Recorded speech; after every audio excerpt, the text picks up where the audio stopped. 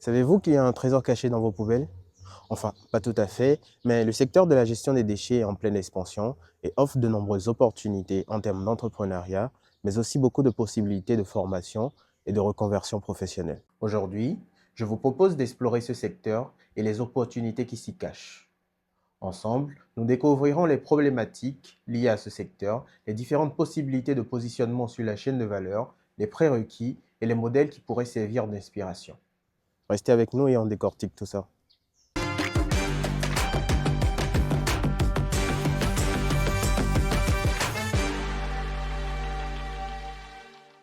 La première étape de notre parcours, utile pour évaluer le potentiel d'un secteur du point de vue de l'investissement, de l'entrepreneuriat, de la recherche d'emploi ou même de la formation, c'est de comprendre le problème qui donne toute sa valeur au secteur. Nous consommons donc nous produisons des déchets. Faisons un petit exercice de tête. Combien de déchets solides générez-vous chaque jour? Pour le savoir, rien de plus simple. Il suffit d'évaluer à quelle fréquence vous devez vider vos poubelles chaque semaine. Et si vous n'aviez aucune solution de gestion de déchets? Maintenant, multipliez cela par quelques millions d'habitants et vous commencez par comprendre l'intérêt de ce secteur. La gestion des déchets revêt un caractère mondial tant elle impacte notre écologie, notre environnement et de manière beaucoup plus préoccupante la santé.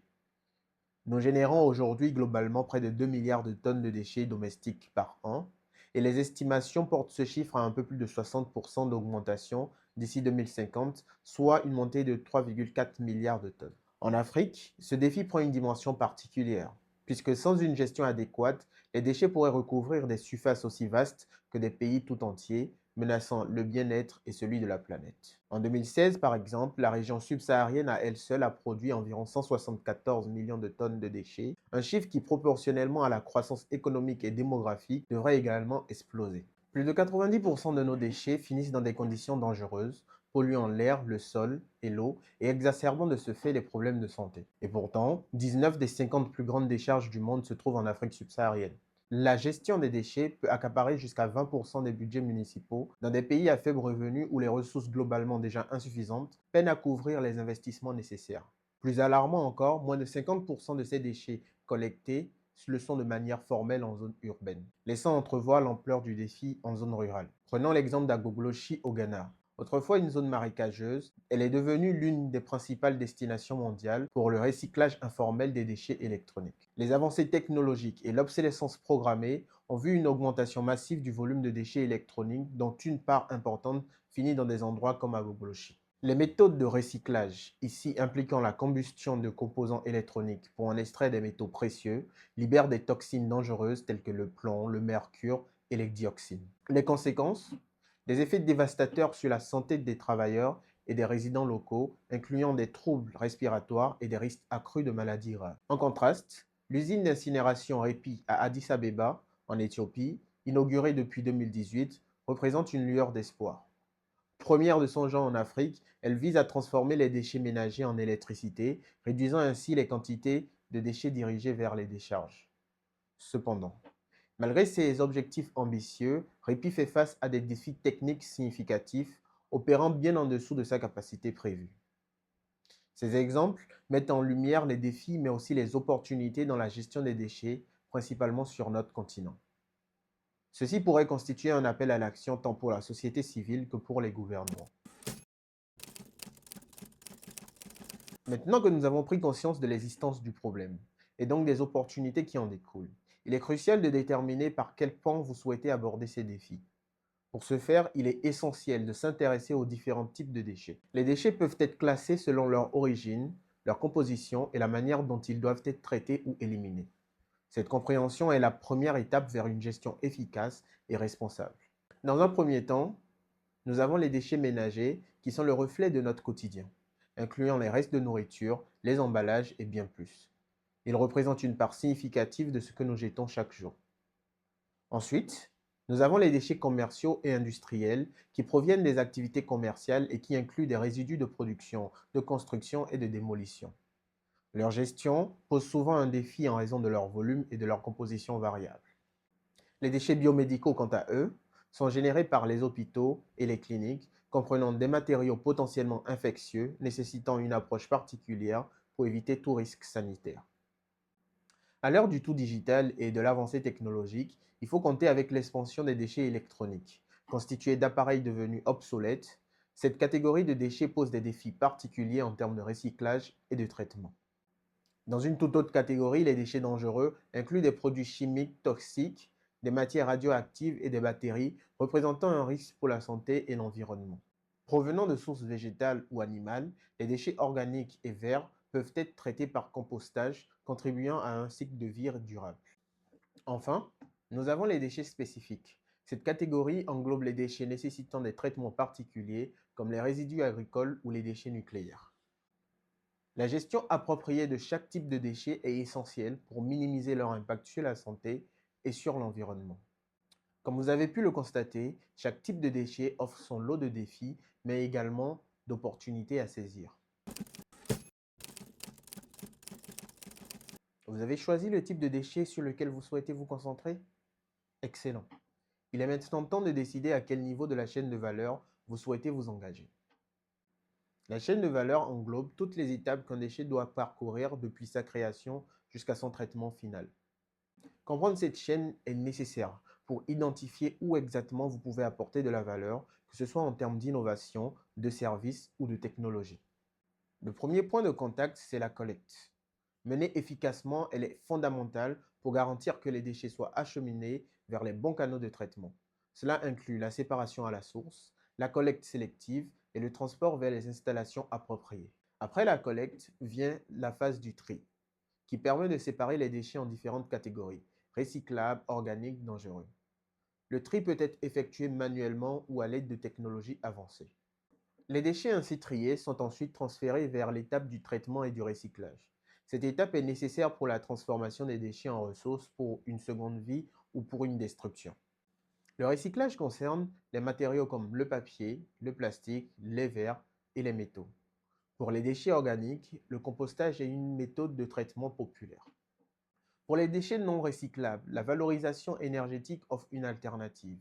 Cette méthode consiste à convertir les déchets en énergie sous forme d'électricité ou de chaleur, réduisant ainsi la quantité de déchets destinés à l'enfouissement.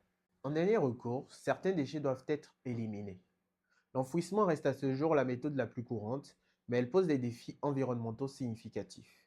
Des techniques plus avancées font l'objet de recherche et de développement.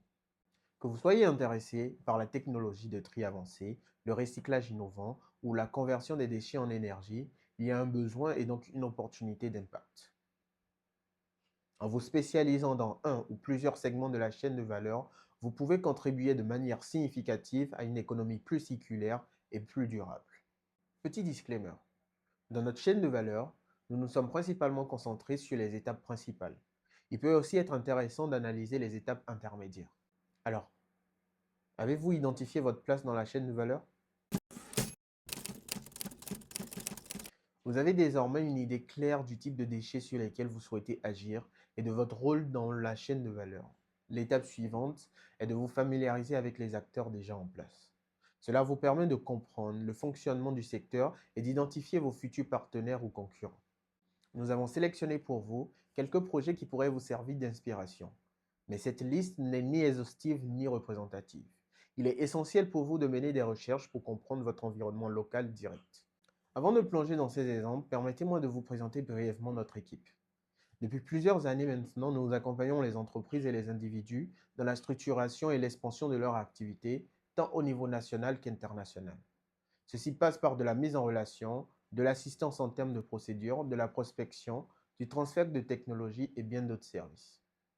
Nous privilégions une approche globale avec de l'accompagnement direct, mais aussi via plusieurs outils que nous développons et espérons pouvoir vous présenter bientôt.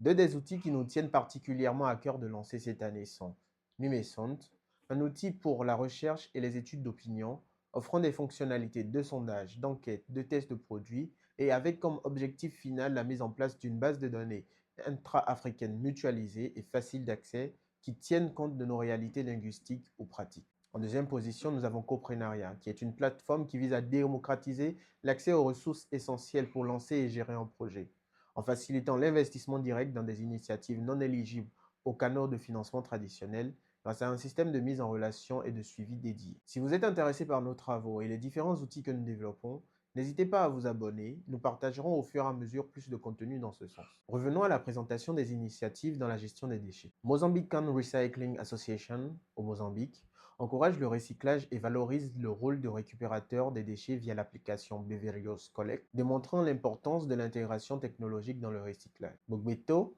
au Bénin, transforme les déchets biodégradables en combustible écologique et met en place des unités de tri professionnelles, illustrant le potentiel des déchets organiques comme ressources. Leafy Leaf au Kenya recycle les couches jetables pour en extraire des matériaux de construction et de biocarburants, montrant comment les déchets peuvent être repensés comme matière première. Kaipa au Cameroun mène des campagnes de sensibilisation et offre des services de collecte de recyclage, soulignant l'importance de l'éducation environnementale. EcoPost au Kenya transforme les déchets plastiques en matériaux de construction durables, offrant une alternative écologique au bois. Recycle Point est un programme de fidélité au Nigeria qui encourage les ménages à recycler en échangeant leurs déchets contre des points, prouvant que l'incitation peut changer les comportements. Takataka Solutions au Kenya gère les déchets en les séparant à la source et recycle jusqu'à 95% des déchets collectés, illustrant l'efficacité du tri à la source. Recyclers au Nigeria utilisent des bicyclettes et des véhicules adaptés pour collecter des déchets recyclables à domicile, démontrant que des solutions logistiques innovantes peuvent être mises en œuvre même dans les zones difficiles. Safi Organics transforme les déchets agricoles en fertilisants organiques, soulignant l'importance de la valorisation des déchets organiques pour l'agriculture durable.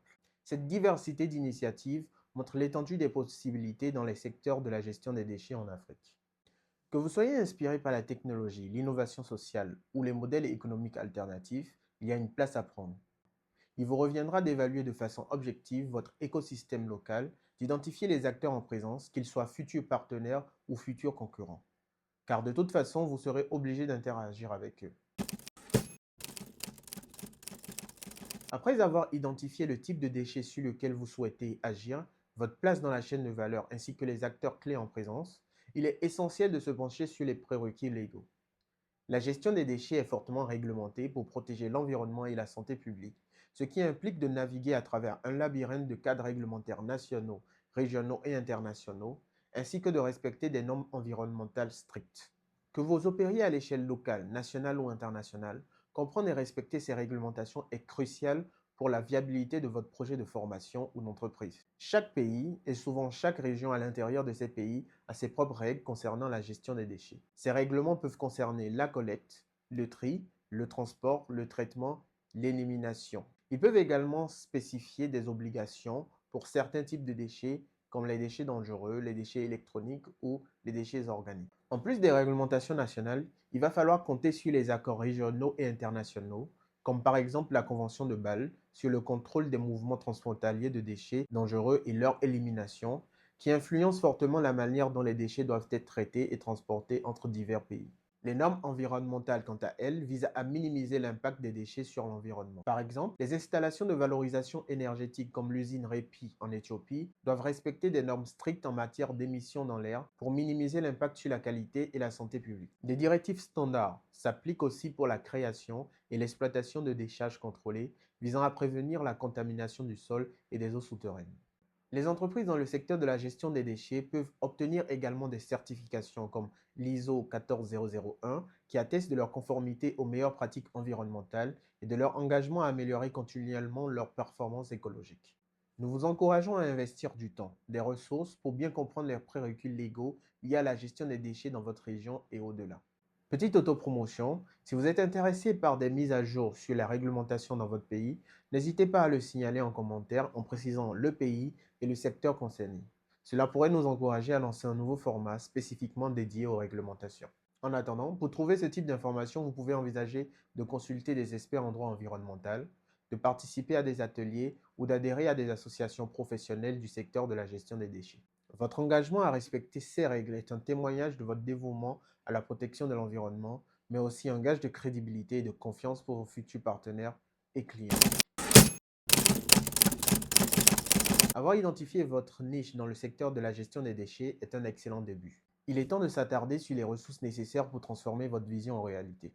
Qu'il s'agisse d'un projet de formation ou d'entreprise, 3 types de ressources sont à envisager. Les ressources technologiques, humaines et financières. La gestion des déchets est une industrie intensive qui nécessite une variété de compétences. Du personnel sur le terrain pour la collecte et le tri des déchets, aux ingénieurs et spécialistes en recyclage pour optimiser les processus de traitement, en passant par les experts en recherche et développement. Sans oublier l'importance des compétences en gestion, en administration, en maintenance. Si vous êtes à la recherche d'une formation ou de reconversion professionnelle, voici là des débouchés à considérer. Si par contre vous entreprenez, il faudra tenir compte de ces compétences dans votre équipe. L'innovation technologique étant au cœur de l'efficacité et de la durabilité dans la gestion des déchets, investir dans l'acquisition ou la maîtrise de bonnes technologies peut significativement augmenter la valeur ajoutée de votre entreprise ou de votre CV. Voici quelques exemples d'équipements à considérer. Pour la collecte, des véhicules spécialisés sont nécessaires et varient en fonction du type de déchets et du contexte géographique. Leurs prix peuvent varier considérablement, souvent en fonction de la capacité et de la technologie embarquée. Pour le tri, les technologies avancées telles que les capteurs optiques et les séparateurs magnétiques sont à considérer. L'investissement dans ces technologies dépend de la capacité de traitement et de la sophistication du système que vous souhaitez. Quant aux usines de recyclage, installations de compostage et unités de valorisation énergétique, ils nécessitent des investissements substantiels. À titre d'exemple, nous avons brièvement travaillé avec une société qui a développé une solution pour transformer des boues d'épuration municipales en combustible solide. Cette société était à la recherche d'opportunités de transfert de technologie vers l'Afrique. Bien que ça se soit passé entre 2018 et 2019, de nombreuses avancées ont été faites depuis et beaucoup de solutions sont disponibles sur le marché. Nous recevons régulièrement des opportunités de transfert de technologie de sociétés souhaitant nouer des partenariats productifs avec des entreprises en Afrique. Nous avons lancé aussi des campagnes de prise de contact avec des écoles d'ingénierie dans plusieurs pays pour travailler sur des solutions développées localement. N'hésitez pas à nous dire en commentaire si vous souhaitez en savoir plus sur ces options de transfert de technologie par secteur. Pour réaliser tout ça, il ne faut pas oublier le financement qui est un pilier dans la mise en place de votre projet de formation ou d'entreprise. Pour les entreprises, les projets de gestion de déchets peuvent bénéficier de financements gouvernementaux, de prêts bancaires, d'investissements privés et de subventions internationales. Plusieurs programmes de financement sont disponibles pour soutenir les initiatives. En voici quelques-uns. Le Fonds pour les changements climatiques en Afrique, géré par la Banque africaine de développement, est destiné à financer des projets qui améliorent la résilience climatique du continent.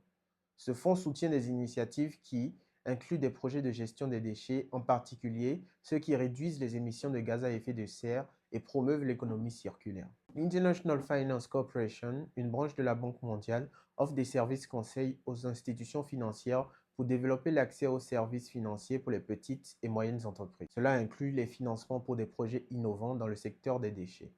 Ce programme aide les entrepreneurs à obtenir des prêts et des financements adaptés à leurs besoins spécifiques. Divers programmes de financement verts sont aussi disponibles pour aider les entreprises à atténuer les effets du changement climatique. Il existe plusieurs possibilités de financement pour la formation dans le secteur de la gestion des déchets. Voici quelques options qui pourraient être pertinentes. Le Fonds pour l'éducation et la formation en Afrique offre des bourses pour des étudiants souhaitant poursuivre leurs études dans divers domaines, y compris celui de la gestion des déchets et la durabilité environnementale. L'Union africaine, quant à elle, propose des bourses et des programmes de financement, notamment dans les domaines liés au développement durable et à la gestion des ressources. Le Green Climate Fund finance des programmes de formation et de développement des compétences dans le cadre des projets de lutte contre le changement climatique. Le Programme des Nations Unies pour l'environnement offre quant à lui des subventions pour des projets de formation et de renforcement des capacités dans le domaine de la gestion des déchets et de la durabilité. La Banque africaine de développement propose elle aussi des financements pour des programmes de formation professionnelle et technique. Vous avez maintenant les bases nécessaires pour préparer votre projet d'entrepreneuriat, de formation ou de reconversion professionnelle dans le secteur de la gestion des déchets en Afrique. Si ce format vous a plu, faites-le nous savoir dans les commentaires. Il est temps de rêver, de penser grand, mais surtout d'agir avec détermination. Chez Monsieur Afrique, nous sommes convaincus que chaque personne, qu'elle soit entrepreneur, salarié ou fonctionnaire, a un rôle crucial à jouer dans la construction d'un avenir qui se veut brillant. Proposez-nous des secteurs que vous souhaitez analyser pour les prochaines vidéos. Laissez vos avis et vos questions dans les commentaires. Merci et à bientôt sur Monsieur Afrique.